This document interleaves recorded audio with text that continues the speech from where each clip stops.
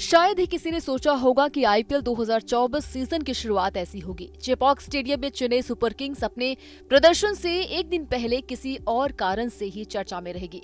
उम्मीदें तो टॉस के दौरान एमएस धोनी को सिक्का उछालते हुए और फिर नए सीजन की शुरुआत में पहली बार बोलते हुए देखने और सुनने की थी, लेकिन अब बातें धोनी के आखिरी सीजन की संभावना को लेकर हो रही हैं। कारण तो अब सब जानते हैं। आईपीएल इतिहास के सबसे सफल कप्तान एमएस धोनी ने चेन्नई को आगे ले जाने की जिम्मेदारी ऋतुराज गायकवाड़ को सौंप दी है। सीएसके की कप्तानी छोड़ने के बाद अब एमएस धोनी को लेकर सीएसके के सीईओ काशी विश्वनाथन ने कहा कि एमएस धोनी और कोच स्टीफन फ्लेमिंग के बीच का निर्णय था। हम फ्रेंचाइजी मैनेजमेंट जो है वो हमेशा क्रिकेट के मामलों को टीम मैनेजमेंट पर छोड़ते हैं और उन्होंने हमें 21 मार्च की सुबह कप्तानी में बदलाव की जानकारी दी। हम उनके निर्णय के अनुसार चले। इसके अलावा विश्वनाथन ने अटकलों पर ध्यान देने से इनकार करते हुए कहा कि हम भविष्य के बारे में नहीं कह रहे हैं। हालांकि उन्होंने पुष्टि की है कि एमएस धोनी इस सीजन में पूरी तरीके से खेलेंगे। वहीं सीएसके के हेड कोच स्टीफन ने अपने बयान में स्थिति को पूरी तरीके से साफ कर दिया है। फ्लेमिंग ने कहा है कि हम साल 2022 में धोनी की कप्तानी से अलग होने के लिए तैयार नहीं थे। धोनी को क्रिकेट की जबरदस्त समझ है, लेकिन हम युवा खिलाड़ियों को इस भूमिका के लिए तैयार करना चाहते थे। इस बार हम तैयार हैं। पिछली बार एमएस धोनी ने कप्तानी छोड़ी तो हम स्तब्ध रह गए थे क्योंकि हम इसके लिए तैयार नहीं थे। इस बारे में हमें पता था। इसके अलावा उन्होंने कहा कि हम नए कप्तान तैयार करने पर मेहनत कर रहे हैं। युवाओं पर भरोसा करने का फायदा मिला है। मैंने गायकवाड़ से कप्तानी के बारे में बात की, उसके लिए ये शानदार मौका है। खैर, अब ऋतुराज गायकवाड़ आपको चेन्नई की कमान संभालते हुए नजर आएंगे। 22 मार्च यानी कि आज चेन्नई बनाम आरसीबी के बीच में पहला मुकाबला खेला जाएगा। मैच चेन्नई के एमए चिदम्बरम स्टेडियम में है, यानी धोनी के अपने घर पर मुकाबला खेला जाएगा। चेन्नई का ग्राउंड सीएसके का होम ग्राउंड होने के साथ ही टीम का किला भी है, जिसे भेद पाना काफी मुश्किल है। देखिए इस वीडियो में हम बात करेंगे चेन्नई की पिच, वेदर और हेड टू हेड रिकॉर्ड्स के बारे में, और इसके अलावा क्या होगी दोनों की संभावित प्लेइंग 11। तो सबसे पहले नजर डालते हैं एमए चिदम्बरम की पिच के बारे में। सीएसके और आरसीबी के बीच में आईपीएल 2024 का पहला मैच जो है वो एमए चिदम्बरम स्टेडियम में खेला जाएगा। सीएसके के घरेलू मैदान पर स्पिन गेंदबाजों का बोलबाला रहता है। गेंद बल्ले पर फंसकर आती है और बाउंड्री खोजने के लिए खासी मशक्कत भी करनी पड़ती है। हालांकि शुरुआती मैचों में बल्लेबाजों का काम थोड़ा जरूर आसान रह सकता है।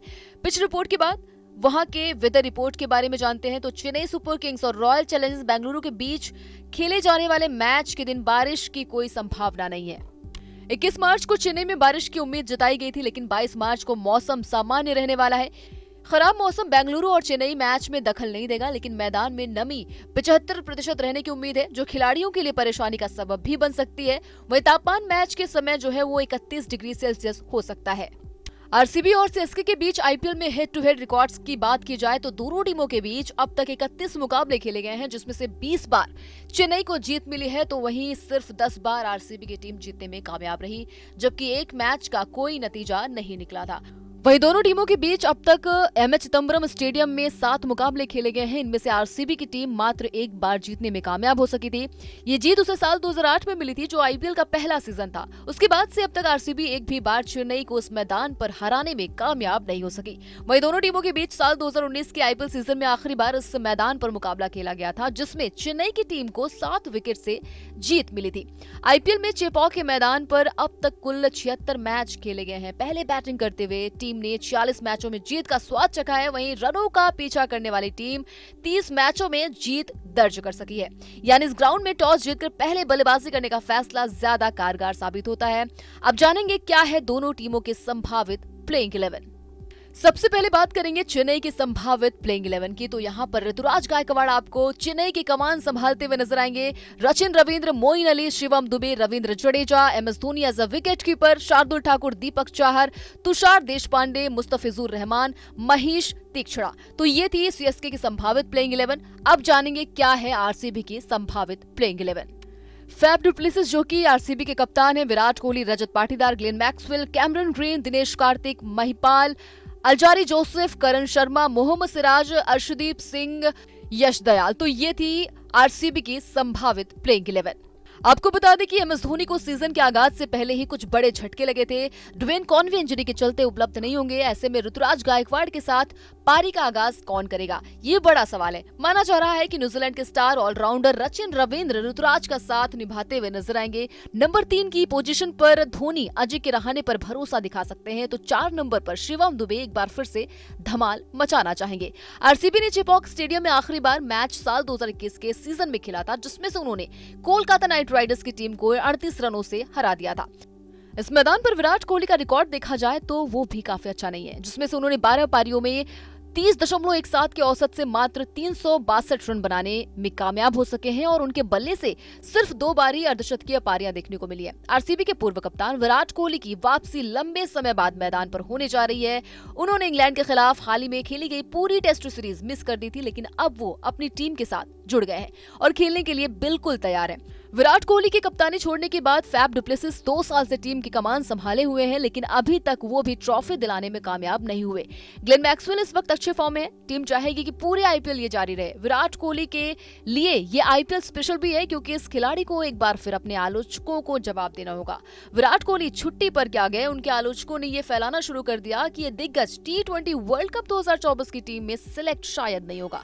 लेकिन सवाल यह है कि आखिर किस बुनियाद पर इस खिलाड़ी को T20 टीम से ड्रॉप किया जाएगा। वैसे विराट कोहली इस आईपीएल सीजन में रनों की बरसात करके सभी आशंकाओं को खत्म करना चाहेंगे।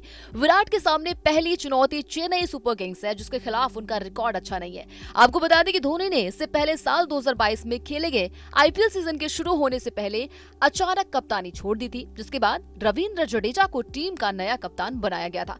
हालांकि टीम के खराब प्रदर्शन की वजह से बीच सीजन फिर से धोनी ने कप्तानी को संभाल लिया था। आपको बता दें कि साल 2008 में आईपीएल की शुरुआत के बाद से ही जितने भी सीजन में चेन्नई ने आईपीएल में हिस्सा लिया है, धोनी ही इसके कप्तान रहे हैं।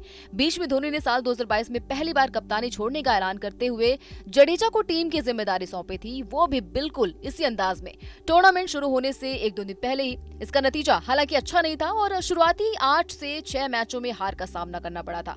फिर अगले सीजन में धोनी ने शुरू से कप्तानी की और टीम को 5वीं बार चैंपियन बनाते हुए मुंबई इंडियंस की बराबरी कर ली। ऐसे में फैंस उम्मीद लगाए हुए थे कि इस बार एमएस धोनी टीम को 6ठी बार चैंपियन बनाकर मुंबई और रोहित शर्मा के आगे निकल जाएंगे। वहीं रॉयल चैलेंजर्स बेंगलुरु ने चेन्नई सुपर किंग्स को उसके घर पर आखिरी बार साल 2008 में हराया था। वो दिन है और आज का दिन। चेन्नई ने कभी बेंगलुरु को चेपॉक में जीतने नहीं दिया। चेपॉक की 22 गज की पट्टी पर अक्सर बेंगलुरु की मजबूत बल्लेबाजी यूनिट नाचती हुई नजर आती है। वो बैटिंग यूनिट जिसमें विराट कोहली जैसा बल्लेबाज है, वो टीम जिसके पास मैक्सवेल और डुप्लेसिस जैसे तूफानी बल्लेबाज हैं, वो भी चेपॉक में आकर कुछ भी नहीं कर पाते। खैर, क्रिकेट की सबसे बड़ी खूबसूरती यह है कि यहाँ हर दिन नया होता है और एक दिन ऐसा जरूर आता है जब आप एक नया इतिहास रचते हो।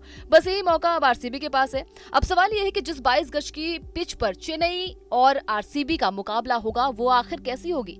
चेपॉक की पिच हमेशा स्पिन फ्रेंडली होती है और इस बार भी यहाँ बल्लेबाजों के फिरके के आगे मुश्किल हो जाएगी। लेकिन यहाँ पेच ये है कि रात को चेन्नई में ड्यू गिरती है, कभी ये ज्यादा मात्रा में आती है तो कभी ये कम हो जाती है। कुल मिलाकर यहाँ टीमों को समझ नहीं आता कि टॉस जीतकर पहले क्या किया जाए।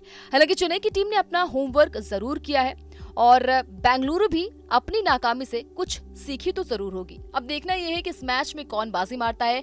क्या ऋतुराज गायकवाड़ अपनी कैप्टनसी में ये पहला मुकाबला जीत पाएंगे? कमेंट करके जरूर बताइएगा। इसके अलावा क्या 15 साल बाद चेपॉक स्टेडियम में चेन्नई के सामने एक बार फिर आरसीबी जीत पाएगी? ये भी हमें कमेंट करके जरूर बताइएगा। इसके अलावा अगर आपने अभी तक न्यूज नेशन स्पोर्ट्स को सब्सक्राइब नहीं किया है तो फटाफट से कर लीजिए, क्योंकि स्पोर्ट्स से जुड़ी तमाम खबरें आपको सिर्फ और सिर्फ यहाँ देखने को मिलेगी।